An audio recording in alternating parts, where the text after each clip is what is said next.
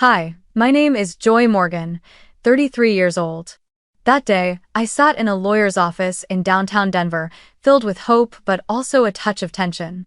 I thought today would be the day justice finally smiled at me. After years of carrying family responsibilities, paying hospital bills, and sending thousands of dollars to help my parents, I believed I would at least be granted a share of the estate. But when the lawyer spoke, the world around me seemed to freeze. He read each word clearly. The entire house in Aurora, the investment accounts, the life insurance policy, all of it, was left to Elysia. I, the eldest daughter, was mentioned in the will only for a few old keepsakes. I went numb, my heart squeezed tight. Without a word, I took out my phone and canceled every auto transfer right there at the lawyer's desk. A week later, my mother sent a short message, "Mortgage is due." I stared at the screen, my hand trembling, and replied, "Not mine home." Even now, as I write these lines, I wonder how many people out there have been treated like a walking wallet by their own family. Where are you following my story from, and what time is it where you are? I truly want to know, so I don't feel so alone on this journey. My childhood began in a quiet neighborhood in Aurora, Colorado. The two-story house with its white-painted wooden fence and small front garden was always my mother's pride. My father, David, was an insurance engineer, a calm man but strict about finances. My mother, Daria, was an elementary school teacher, devoted to her work and often bringing home stacks of unfinished papers to grade. Our family was middle class, not wealthy, but comfortable enough for my mother to buy us new books at the start of each school year, and for my father to occasionally take us out to eat on holidays. I was the child who always loved school. From an early age, I was fascinated by numbers, by cubes, and I could spend hours at my little desk solving tough math problems or sketching floor plans of imaginary houses. I remember when I was only 8, I cut up cardboard to build a model house and carefully colored in every single window. My father looked at it, nodded, and said, "You've got a knack for engineering, just like me." But that spark in his eyes lasted only a moment, quickly shifting to Elysia as she twirled her dress and danced a few clumsy steps, making both my parents burst into laughter. Elysia was 6 years younger than me, the baby of the family. She was born with a dazzling smile and eyes that knew how to capture attention. While I devoted myself to my studies, Elysia was encouraged to join every kind of extracurricular activity, dance, drama, musical theater, even art classes. She was lively, outspoken, able to light up an entire room with just a funny story. Meanwhile, when I brought home a test filled with straight A's, the most I'd get was a nod. "Good. You've always been smart anyway." The favoritism in our home became so normal that I didn't even know what to call it when I was little. But I remember vividly one summer evening, right after I finished my senior year of high school. I had been named valedictorian, standing in front of hundreds of students and parents to deliver the graduation speech. It was one of the proudest moments of my life. Yet when the ceremony ended, my family simply took me to a small Italian restaurant, ordered a few plates of plain pasta, and went home. I didn't dare say anything, I just told myself not to expect too much. 3 years later, Elysia won first place in a statewide dance competition. Immediately, my parents threw a grand backyard party, set up a tent, hired a live band, and invited nearly the whole neighborhood to celebrate. I had just graduated from college that same season, but the event turned into a tribute to Elysia. All eyes were on her, twirling in a shimmering dress under the lights, while I sat forgotten at a plastic table, forcing a smile at a few neighbors. That feeling of imbalance was like a small blade, sinking deeper with each passing year. I still remember one afternoon when I was about 16. I had just won an award at the state's Young Science Design competition, bringing home a certificate and a check for $1,000. Excited, I rushed to show my father, thinking this time he would be genuinely proud. But instead of hugging me, he only gave a faint smile and said, "Joy, you're already strong enough. Elysia is the one who needs support." That sentence dropped into me like a stone. From that day forward, I understood that in my parents' eyes, my achievements were never a surprise, never something that needed praise or investment. It was Alicia, the ever-fragile little sister, who would always be the center of their attention. That favoritism showed up even in the smallest things. When I asked to enroll in an advanced math class, my mother said the tuition was too expensive and probably unnecessary since I was already good. But when it came to Alicia wanting ballet lessons with the most renowned teacher in town, they didn't hesitate to write the check and even drove her to practice every evening. I got used to buying my own reference books from secondhand stores, while Alicia always had new dresses for birthday parties. Looking back, I don't believe my parents hated me. I truly think they loved both of us, but their love was distributed unevenly. With me, they loved through faith, trusting that I would always take care of myself. With Alicia, they loved through action, shielding her, providing for her, protecting her from every stumble. But that very difference planted in me a hollow feeling, as if I had to carry life entirely on my own without being able to rely on anyone. I gradually became the introverted child, always buried in books, while Alicia was the center of every family gathering. Whenever relatives came over, she was called out to dance or sing, while I was only mentioned if someone asked, "So how's Joy doing in school?" I would force a smile, hold up my straight-A report card, and receive nothing more than a vague pat on the shoulder. Night after night, I studied quietly under the glow of my desk lamp, listening to the laughter of my parents and Alicia drifting in from the living room. I knew I wasn't a bad child, but I also understood that in that house, there was an invisible gap I could never fill. And my father's words, "You're already strong enough, Alicia is the one who needs help," became a constant reminder. I wasn't allowed to be weak, wasn't allowed to need anyone, because all the protection in our home had been reserved for my sister. By the time I turned 18, I left Aurora to study architecture and construction at the University of Colorado in Boulder. It was the beginning of a new chapter, one that felt both thrilling and daunting. I knew my parents couldn't cover all the expenses, and honestly, I didn't expect them to. I had grown used to handling things on my own, used to those words, "You're strong enough." So I nodded and accepted a partial scholarship, added student loans, and filled the rest with part-time jobs that I would have to manage myself. In those first days living in the dorms, I attended every class while juggling shifts as a barista at a cafe near campus, where the morning shift started at 5 a.m. In the evenings, I tutored high school students in math around the area. Some nights, I would finish work close to midnight, only to sit back down at my drafting table to complete unfinished designs. My body was exhausted, but in my heart burned a fire. I would build a future that no one could ever deny. While I scraped together every dollar to buy used textbooks on Amazon, Alicia, when it was her turn for college, was sent to a prestigious private university in California. I still remember the day the whole family took her to Los Angeles International Airport. My parents hugged her with tears in their eyes and even paid extra for overweight luggage, while I had once driven my own little moving truck to my dorm with no one there to see me off.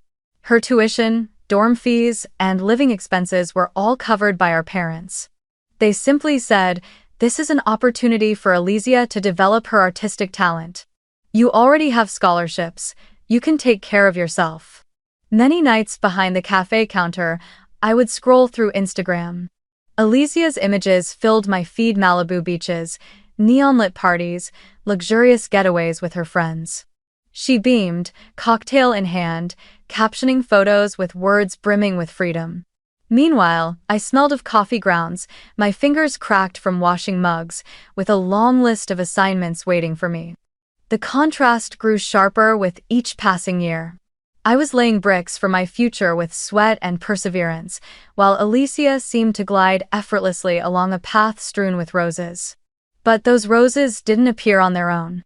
My parents had trimmed them out of my labor, out of funds that could have eased the burden for both of us, and funneled everything into her. I began to realize that love in our house had never been divided equally, and that truth grew inside me like a widening shadow. I remember one winter break when I went home. I brought back a design drawing that my professor had praised highly, hoping my parents would feel proud. But when I spread it out on the dining table, my mother only glanced at it before turning to discuss Alicia's summer plans in Italy. "You'll be attending an international fashion workshop. We've already paid for it." I sat there, biting my lip to swallow the feeling of being left out, then quietly folded the drawing back up. During all that time, I held on to my pride. I didn't want to seem jealous, and I didn't want to argue. I kept telling myself that my success would speak for itself one day. But the truth was, in that house, unfairness had become a habit, and the love shown to me always came with a condition. "You can take care of yourself." Those words were a sweet-sounding dismissal, as if my strength meant I didn't deserve care. Gradually, I stopped expecting praise or recognition. I built a shell with smiles and the same old lines, "I'm fine."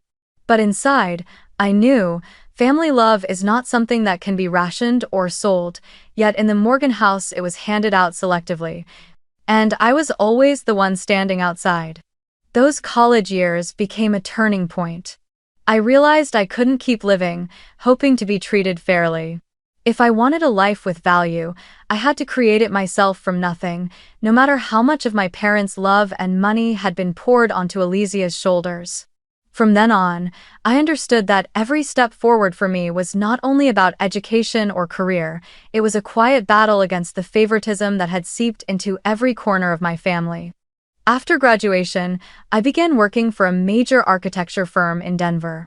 In those early days, I was swept into a whirlwind of projects, deadlines, and thick stacks of design drafts. I learned from those ahead of me, worked overtime without being asked, and gradually became one of the firm's most highly regarded employees. But deep down, I knew I didn't want to remain just another small name on a company roster.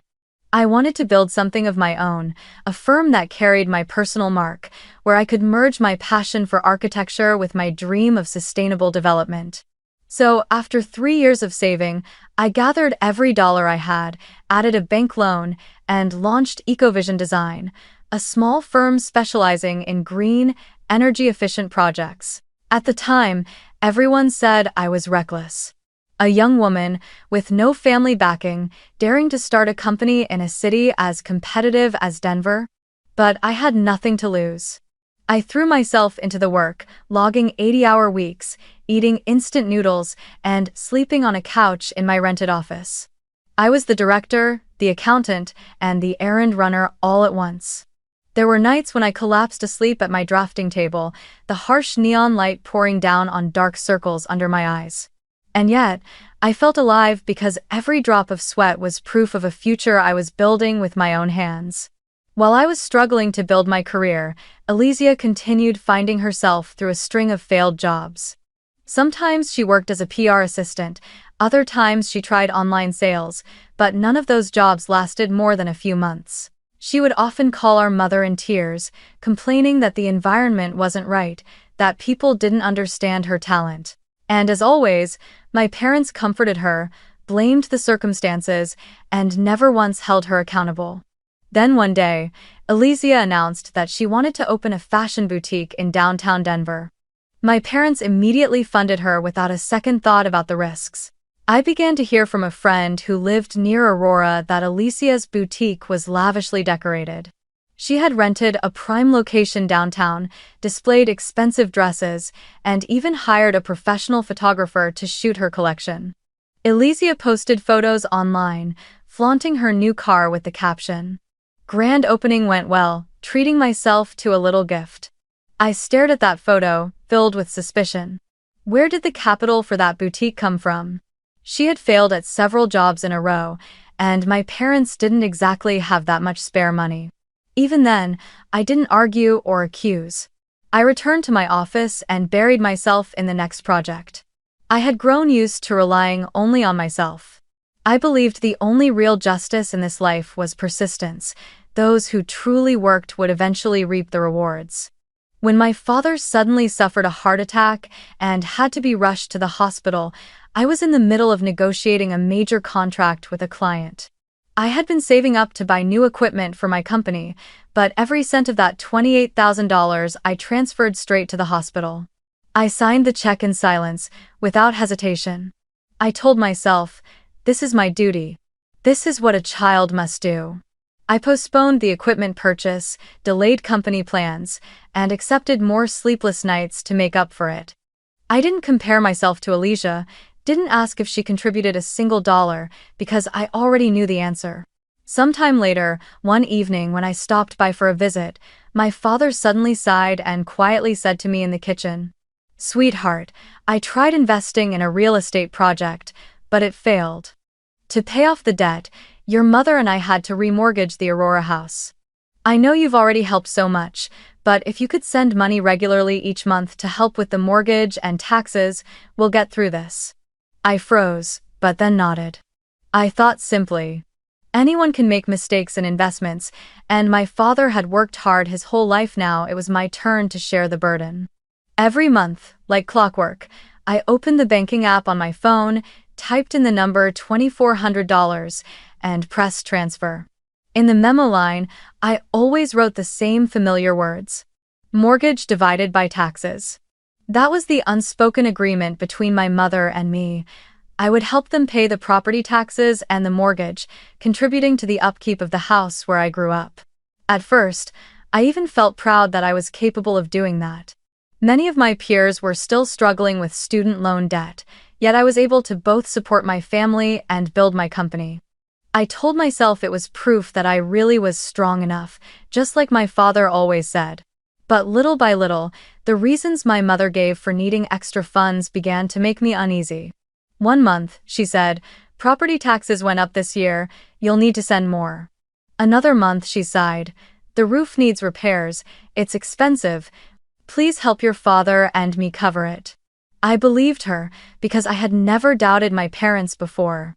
So I sent more, quietly tightened my own budget, cut out weekend coffee outings with friends, and even once delayed bonuses for my employees just to make sure I sent the money on time.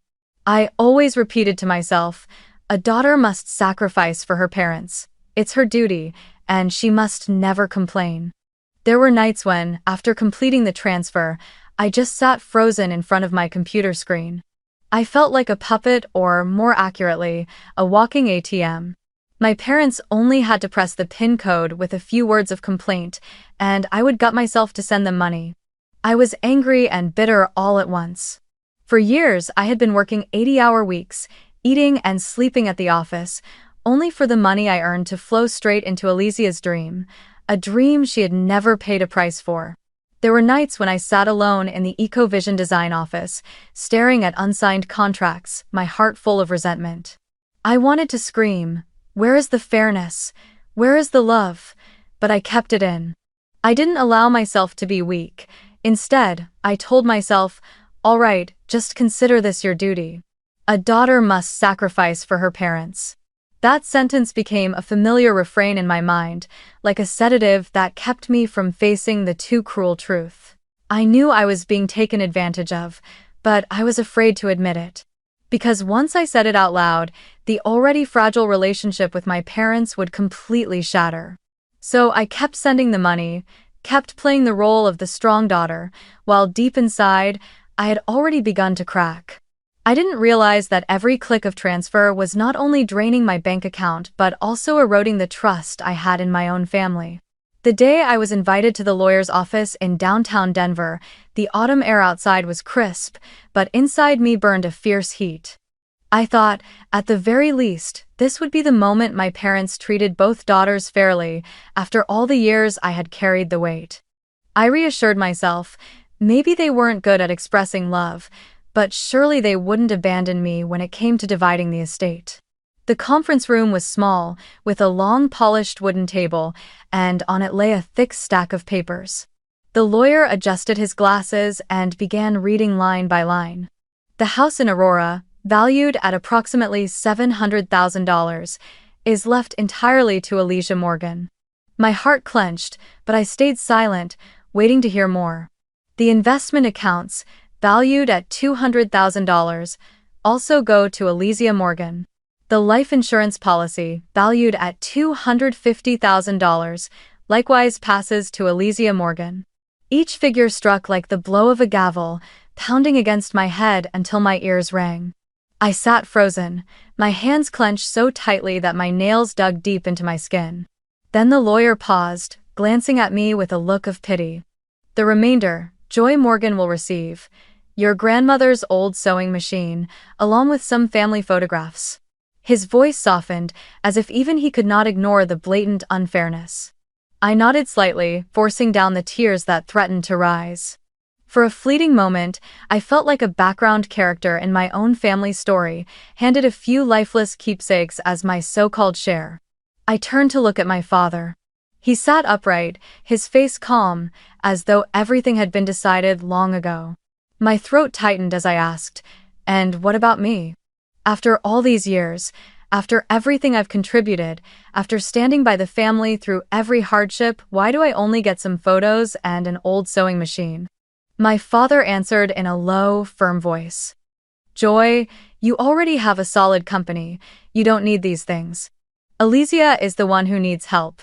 It was the same line that had haunted me since childhood, repeated once more, this time like a knife twisting into a wound that had never healed. I let out a laugh, but it was bitter. "And what about all the money I've been sending for years?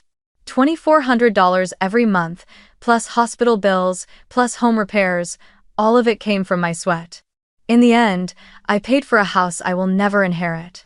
The room fell into silence, broken only by the lawyer's pen tapping rhythmically against the table. My mother lowered her head, her hands twisting the fabric of her dress, while Elysia avoided my gaze, her eyes brimming with tears yet still saying nothing. I stood up, gathering my bag, each movement heavy as if I were dragging a lifetime of disappointment. I didn't wait for explanations or excuses.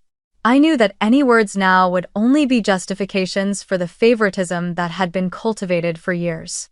As I stepped out of that room, I pulled out my phone, opened the banking app, and blocked every auto transfer I had set up.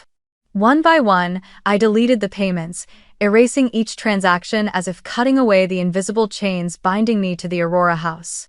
When the door of the lawyer's office closed behind me, I felt something inside me collapse, but at the same time, I felt freed. I was no longer a walking ATM.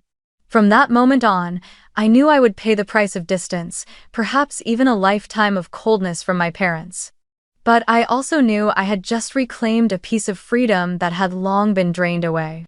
And, deep in my heart, one aching question echoed: had my parents ever truly seen me not as the one, strong enough to carry the burden, but simply as a daughter who longed to be loved? That night, when I returned to my small apartment in Denver, I sat silently on the sofa, staring at my phone screen still showing the confirmations of the canceled auto transfers. My heart felt both heavy and hollow, as if a part of my body had just been drained of blood. I knew I needed to face the truth, not just rely on the feeling of betrayal but back it with numbers, with clear evidence. So I called Michael, my financial advisor and CPA who had been with me since the early days of founding Ecovision Design. He was meticulous, exacting with every figure, and most importantly, he never let me deceive myself. We met in his office the next morning. On the table was a stack of bank statements I had carefully printed out over the years. Michael pushed his glasses up the bridge of his nose, flipped through each page, and tapped his pen against his notebook. "Joy, we need to make a detailed breakdown. Every payment, every month, nothing left out." I nodded, opened my laptop, my hands trembling slightly but determined not to let emotion take over. For hours we sat there logging everything. The recurring transfers of $2,400 each month, the checks for hospital bills when my father had surgery, even the extra thousands I sent whenever my mother said the roof was leaking or the heating system needed repairs. The total left me breathless. Over $180,000 in 5 years. I stared at the final figure on the Excel screen, my heart pounding as if it might burst. 180,000, this wasn't just money. It was my sleepless nights, the times I held off buying new equipment for my company, the vacations I canceled to save. It was my youth drained dry for a house I would never inherit. Michael looked up, his eyes sharp. "Joy, did you ever check where that money actually went?" I hesitated, then shook my head. I had always trusted my parents, trusted that the money was used exactly as they said. Michael stayed silent for a moment, then opened his laptop and pulled up the transaction data I had given him. His fingers moved quickly across the trackpad before he stopped, turning the screen toward me. There it was, plain as day, transfers from my parents' account into an account under the name Elijah Morgan, almost immediately after my payments. Sometimes within a few days, sometimes within just hours. I sat in shock. Every dollar I had sent to help my parents had been funneled straight into supporting my sister's boutique. The complaints about taxes, about a leaking roof, about maintenance costs, all of it had been excuses. The naked truth stared me in the face. I hadn't just been turned into a walking wallet. I had been used to bankroll Elysia's glittering dream, a dream she never had to pay for. A dry, brittle laugh escaped me, echoing through the small office. Michael watched with concern, but I only shook my head as tears spilled uncontrollably. So it turns out, I choked, all this time, I've been funding her boutique. I was the one behind those sparkling dresses, the grand opening parties, the luxury travel photos she posted online. I remembered all the times I told myself I was the dutiful daughter, helping my parents shoulder their burdens. But in reality, I had only been the invisible sponsor for my sister, the one who already had every ounce of their favoritism. Michael placed a hand on my shoulder, his voice steady. "Joy, this isn't your fault. You acted out of trust and responsibility. The fault lies with those who took advantage of that love." I nodded, though my heart was in turmoil. It took me a long time before I could draw a deep breath and force myself to look at the spreadsheet again. Each number was no longer just a dry symbol, but a testimony to the truth. The love in my family had long been reduced to a one-sided transaction, with me as the only one paying the price. Leaving Michael's office that day, I felt both pain and relief. Pain, because I had to face such a harsh truth. Relief, because at last I knew exactly where I stood in this game of favoritism. And for the first time in years, I whispered to myself, "Enough. From now on, not another dollar." Alright. 1 week after canceling the auto transfers, my phone buzzed with a short message from my mother. The screen lit up in the middle of a busy morning at the Ecovision design office. "Mortgage is due." I stared at the words for a long time, as if they were nothing more than a harmless joke. But then I realized no, she truly expected me to keep playing the same old role, the walking ATM. I set the phone down on my desk, took a long breath, and typed my reply. "Not mine home." For the first time in my life, I offered no excuses, no detours, no apologies. Just 4 short, resolute words. Less than an hour later, my father called. His voice came hard and sharp through the phone. "You're ungrateful, Joy. All these years your mother and I raised you, gave you food, sent you to school, and now you turn your back. Do you know how much your mother cries? You're breaking her heart." As I listened, a flood of emotions rose in me. The old guilt surfaced again, like a reflex planted in me since childhood, the reflex that I was always at fault whenever I failed to meet their expectations. But this time, I did not collapse. I answered calmly, "I'm not ungrateful. I'm simply done letting myself be used." My father roared, but I pressed the end call button. My hand trembled slightly, but my heart stayed steady. The next day, I discovered my parents had called my company's office, trying to speak with several of my colleagues. They implied that I was mentally unstable, that I was under severe stress, unable to manage my finances. A close coworker pulled me aside to tell me, awkwardly, what they had said. I stayed silent, but inside me a surge of anger flared. My parents, the very people who should have protected their daughter, had chosen to smear me to apply pressure, simply because I had stopped pouring money into their pockets. Meanwhile, Alicia began posting cryptic statuses on social media. "Some people just can't stand seeing others succeed." Or, "Envy is a poison that eats away at the soul." Beneath her words was a photo of her in a new dress, standing before the brightly lit boutique, smiling radiantly. Outsiders probably thought she was responding to some invisible enemy, but I knew every word was aimed squarely at me. I read them, my heart stinging, and then gave a small, quiet laugh. In the past, I might have texted her to confront her or agonized over being cast as some ugly shadow in her narrative. But now I understood, this was nothing but emotional manipulation, gaslighting, the same tactic my family had used on me all my life. They wanted me to believe I was wrong. They wanted me to think I was selfish, ungrateful, jealous. But for the first time, I looked straight at the truth. I was not wrong. I was simply protecting myself. And I had drawn a boundary clear, firm, and non-negotiable. I typed into the family group chat. From now on, no one is allowed to mention money to me. If it continues, I will block all contact. The moment I hit send, I felt an unfamiliar sense of relief. As if, after years of endurance, I had finally found my voice. My parents might call me an unfilial daughter, Elysia might continue dropping hints online, but I knew I was no longer a prisoner in their emotional game. My silence was no longer the silence of submission, it was the silence of someone who had chosen to stand firm, never again allowing anyone to cross that line. In the weeks after I set that boundary, the Aurora house that had always glowed with lights in the evenings grew dim. I no longer kept track directly, but word reached me quickly. The bank issued foreclosure warnings after my parents missed 2 consecutive mortgage payments. The house they had once proudly called the Morgan home now stood on the brink of repossession. I pictured my father clutching the notice in his hands, his face flushed with anger, while my mother sat stunned on the sofa, her trembling hands clasped together.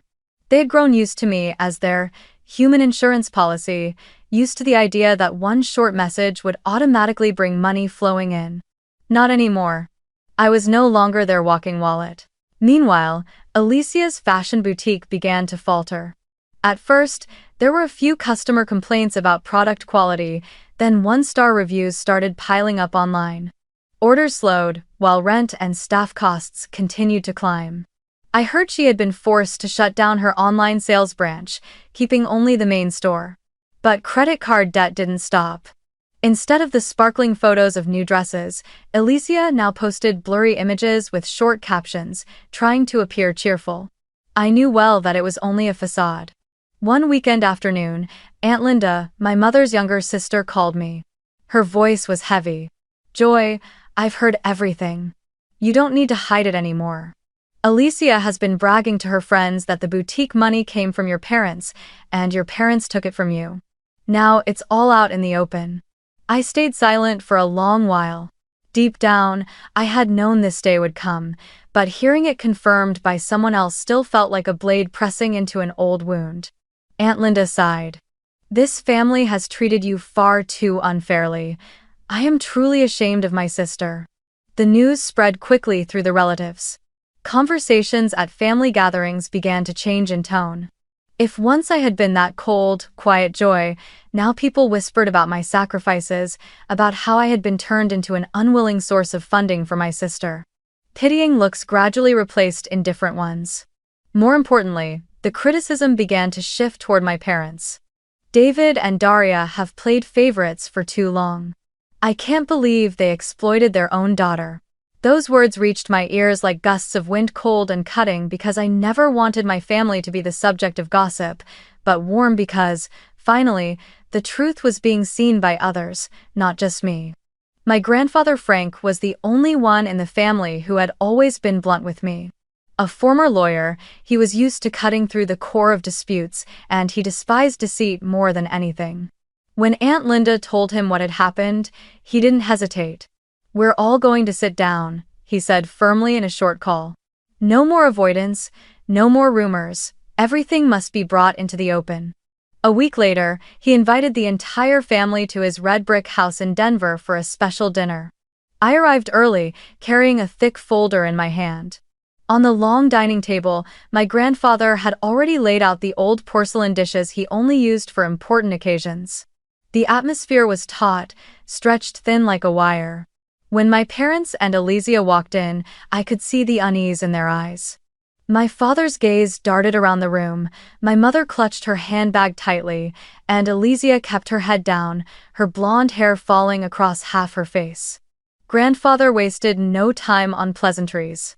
He tapped a spoon against his glass, his voice sharp and commanding. "We are here to speak the truth, no more hiding. Joy, you begin." I opened the folder, my hand trembling slightly, but my voice steady. Page after page of bank statements was spread across the table. The regular $2,400 transfers each month, the checks for hospital bills, and the transactions that flowed into Elysia's account just hours after I sent the money. In the last 5 years, I've paid over $180,000, I said, looking straight at my parents. Here is the evidence. This isn't something I made up. My father shot to his feet, his face flushed red. You don't understand. It was only temporary. We always planned to pay you back. My mother quickly added, her voice shaking. You earn so much money. We just wanted to give Elysia a chance to start. I held back my anger and pushed the papers toward them. You can deny my feelings, but you cannot deny these numbers. This is the truth. The air grew heavy. Grandfather Frank fixed his gaze on his son, his eyes cold. David, Daria, you turned your eldest daughter into a bottomless wallet. She is not a bank. She is your child. His words rang through the room, leaving my parents speechless. My mother wiped at her tears, while my father lowered his head in silence. Then suddenly, Elysia lifted her head. Her eyes brimmed with tears, her voice trembling. I'm sorry, Joy. I never thought. I only did what Mom and Dad told me. I never had to learn how to stand on my own. I've been weak, and I know I've leaned on you far too much. Tears streamed down her cheeks, and for the first time, I didn't see pride or carefree charm in her, but a lost young woman. I drew a deep breath, then answered softly. Elysia, you don't owe me an apology. You owe it to yourself. You need to learn how to walk on your own, instead of letting Mom, Dad, and me shield you forever. The room fell into silence, broken only by the faint clink of a spoon against a wineglass.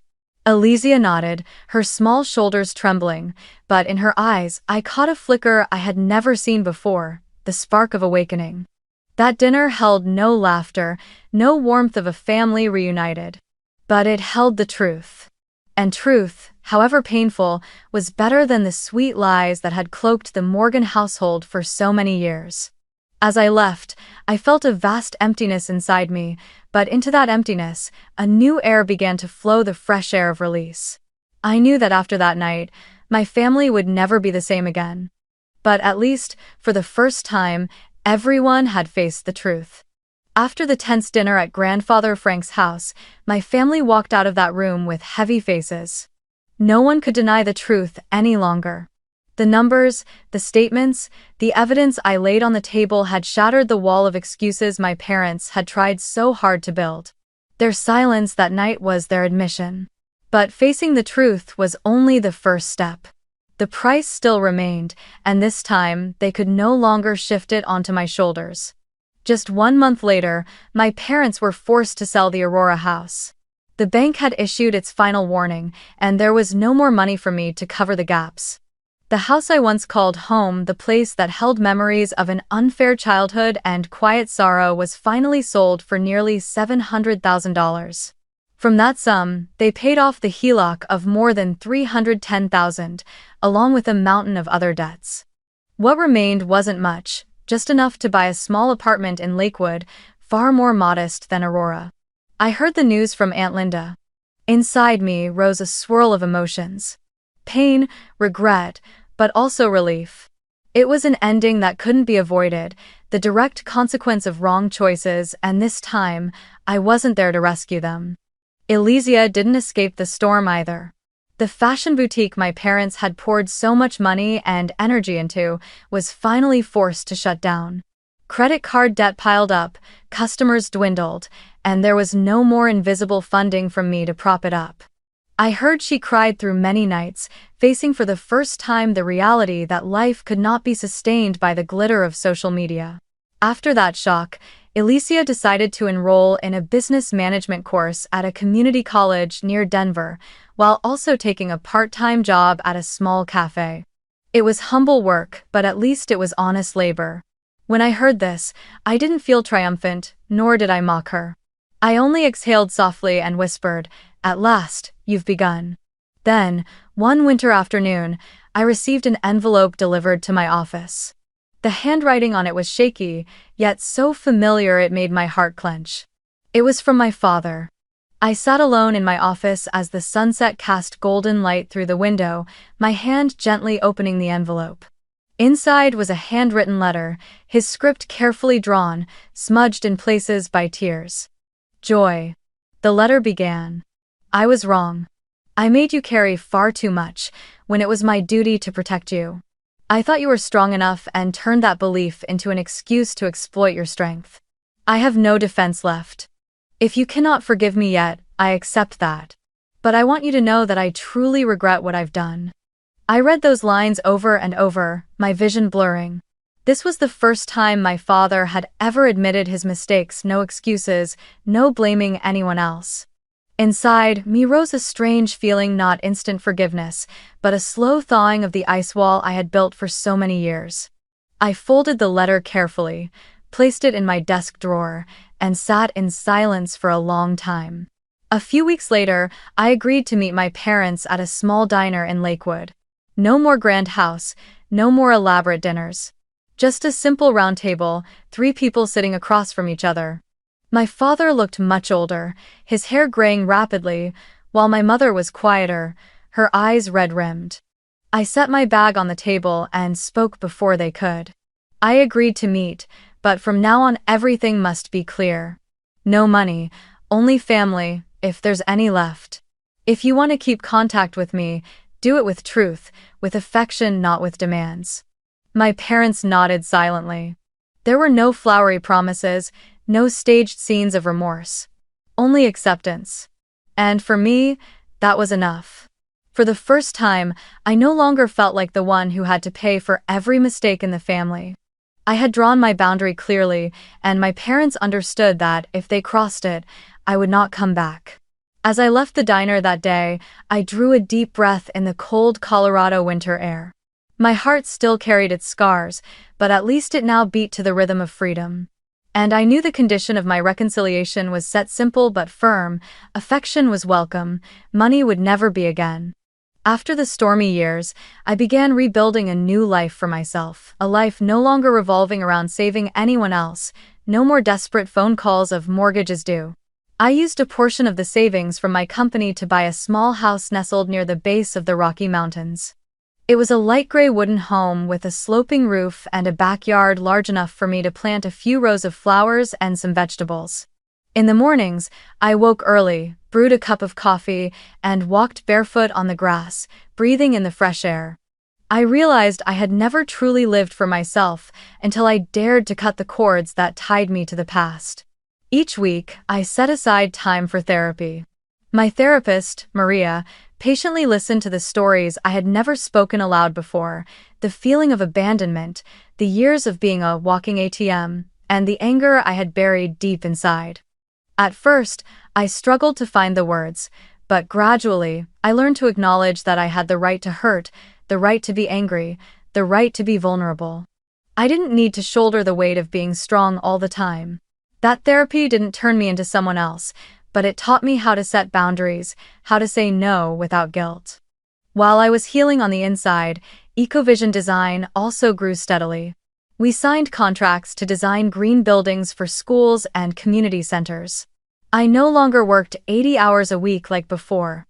I learned how to delegate, how to trust my team, and more importantly, how to give myself rest. Some afternoons, I closed my laptop early to tend to the lavender in my garden, or walked with Ethan around the small lake at the foot of the mountains. I realized that true success wasn't measured by hours worked, but by living a life of balance and wholeness. Ethan, the architect boyfriend who had stood by me throughout this journey, became my steady anchor.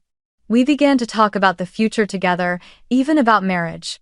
He didn't see me as a woman, strong enough to handle everything alone, but as a whole human being, sometimes strong, sometimes fragile, and always worthy of love. On quiet evenings, sitting together on the porch, Ethan would hold my hand and whisper, "Joy, you don't have to prove anything anymore. You deserve this happiness." I still saw my parents from time to time. We would meet at a small cafe in Lakewood, talk about health, about the weather, sometimes share small stories. But one thing never changed. No one ever mentioned money again. I had drawn that boundary, and my parents, after everything, had learned to respect it. Though the distance remained, I chose to keep a fragile thread of connection. But that thread no longer chained me. As for Elysia, my younger sister, she had changed too.